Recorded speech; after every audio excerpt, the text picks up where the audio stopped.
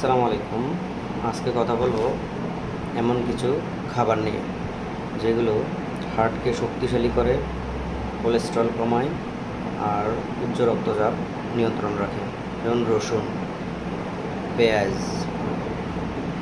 মাছ, মাছের মধ্যে বিশেষ করে পাঙ্গাস, রুই, কাতল আর সামুদ্রিক মাছ, ডালিম,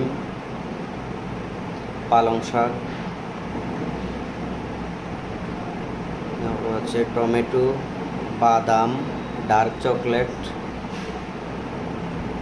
এগুলো খেলে আপনার হার্ট শক্তিশালী হয়, কোলেস্ট্রল কমে, প্লাস উচ্চ রক্তচাপ নিয়ন্ত্রণ থাকে।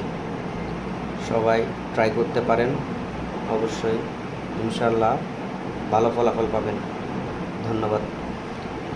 আর সবাই ভিডিওটি শেয়ার করে দেবেন।